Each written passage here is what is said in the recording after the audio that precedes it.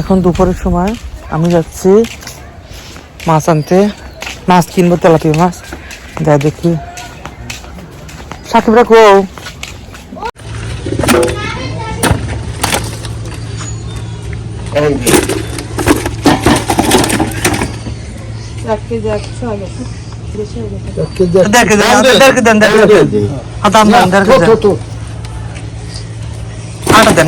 ওটার নেই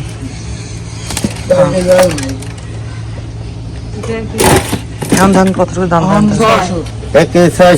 দাম ধান তবে কুটপিনি জিরো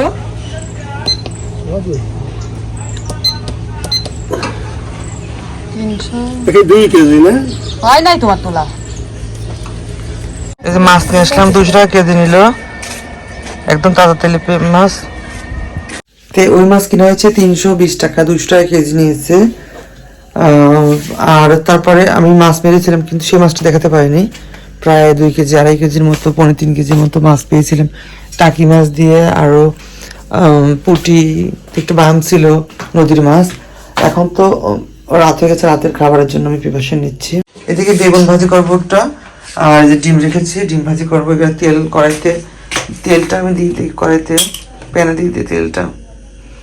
আমি আগে ডিম ভেজে তারপরে এদিকে আমি কেটে মাখিয়ে নিই একটু, এগুলো মাখিয়ে মিক্স করে একটু তেলটা বাড়াই দিই, চুলাটা একটু বাড়াই দিই।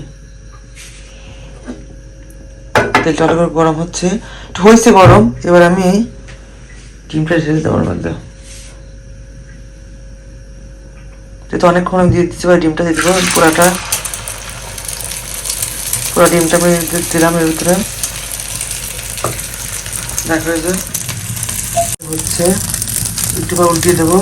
এবার আমি ডিমটা উল্টিয়ে দেবো ভিতরে, আমি ছড়াই দিচ্ছি। ছড়ে দিয়ে এটা হলে পরে তারপরে এটা একটু হোক এভাবে। এবার আমি কি করবো, ডিমটাকে উল্টিয়ে এভাবে ঢুকিয়ে পুড়িয়ে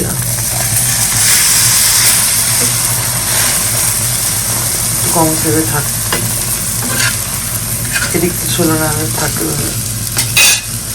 ডিমটা আমি কিছুটা ভাগ করেছি, আমার একটা মারাকটাই যে ডিমটা আমি নামিয়ে ফেলে এবার হয়ে গেছে। দেখো যে ডিমটা বাজানো হয়ে গেছে। এবার এখানে আমি কি দেবো, এখানে তেল দিয়ে এবার আমি বেগুন কেটেছি, সে বেগুন দিয়ে দেবো তেলের মধ্যে। এই বেগুনটা এখানে কাটা আছে, লবণ দিয়ে মাখিয়েছি, হলুদটা দিয়ে নেই, হলুদ পাইনি, হলুদ ছাড়া আজকে ভাজি করবো। দেখো আজকে হলুদ ছাড়া বেগুন ভাজি করি।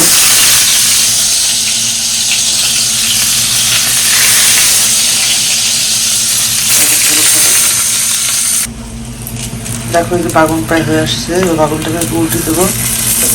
আজকে কিন্তু হলুদ ছাড়া কোন কালার, একদম বেগুনের ভাজার যে কালারটা হবে এই কালারটা দিয়ে আজকে খাবো না। দেখো এটা কিন্তু অলরেডি হয়ে গেছে। এই কর্নারটা দিলে আর একটু থাকলে হয়ে যাবে। আর একটু এই যে সাইডটা থাকলে পরে এটা হয়ে গেলে পরে বেগুনটা ভাজা আমার কমপ্লিট হয়ে যাবে।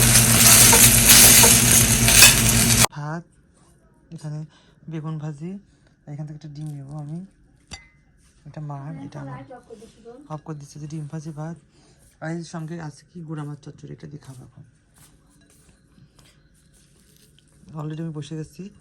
তো আজকের মনে এ পর্যন্তই, আবার কালকে হয়তো আবার নতুন একটা ভিডিও নিয়ে আসবো। সে পর্যন্ত সবাই ভালো থাকবেন, আল্লাহ হাফেজ।